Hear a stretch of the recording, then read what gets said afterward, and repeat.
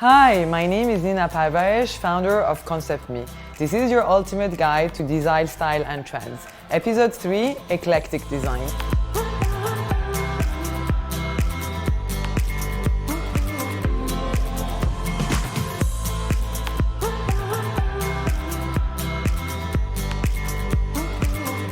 In this episode, we'll be discussing eclectic design style, which is a unique trend with no strict rules other than having fun.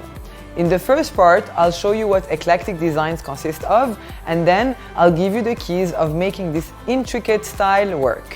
Eclectic design is all about the art of balance and contrast, about the idea of harmony and the coming together of disparate styles, juxtaposing textures and contrasting color to create a cohesive, beautiful, realized room that wouldn't be out of place in a design magazine. Eclectic style takes courage and a great eye, without being scared of putting your personality into a space. Such interior design is all about experimentation and play.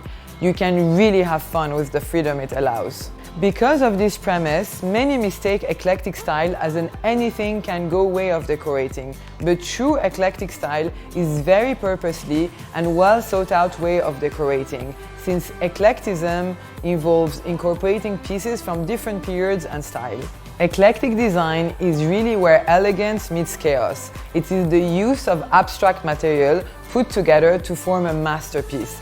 Two eclectic interiors actually never have the same look or feel. Regardless of its intense variety of collection, it is not a mismatch, but rather an intentional blend. It is really the dialect of design that means the urge for creativity. Now that we clarified that true eclectic interiors are highly intentional and celebrate contrast, let's look at what key elements create this unexpected use of material and items for a true pulling together effect.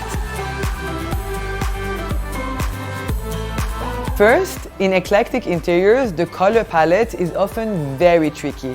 An eclectic look is partly defined by the multitude of colors, fabrics, whether they be patterned, textured, or both. The ideal direction would be to choose a color scheme and stick to it with neutral as your grounding force. Then add to it with colored and textured solids and patterns. So basically, one color should serve as a unifying factor throughout the entire design, almost serving as an equalizer, pulling out together the overall look.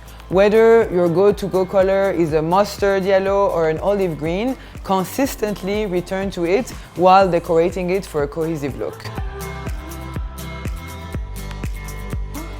Now, the textures and the materials. A combination of finishes and textures definitely sets an eclectic look apart from the rest. For example, a burnished bronze lamp base would totally contrast with a black and white ultra-modern coffee table, but would also tie in perfectly with a golden shade in the ceilings and in the background wall. The idea here is really to marry shine finishes with matte ones, pear woods with plastic, or rich and quilted velvet with a jute rug, for example. In eclectic style, opposites do really attract. Indeed, incorporating both rough and smooth textures adds interest to an interior, especially when you choose to go with a simpler color palette. While combining textures and material is key, there's also room to use texture at least 3 times in a different spot throughout an entire space. Repetition unites the different elements in your room and allows the eye to move around in an organized way. The reality is the concepts of rhythm and repetition are also major for succeeding in pulling off an eclectic interior. Last but not least, the furniture and decorative pieces. When you think eclectic interiors, your go-to words would be mixed, match and surprise. Picking the furniture and pieces for this kind of style is highly instinctive, but also very intentional. You know the value of what you're adding to the space, along with the effect it will have on its surrounding. Pieces should feel abstract, diverse and unique. Eclectic style has a reputation for being playful, and this is where the element of surprise with unique curated pieces can really elevate a room. In essence, this is what eclectic style decor is about, mixing the old, the new, the modern and the classic. Imagine a wingback armchair next to an ultra-modern coffee table, or an Art Deco mirror above a Victorian fireplace mantle. Eclectic interiors really take advantage of vintage features that contrast with new pieces to make the most of it.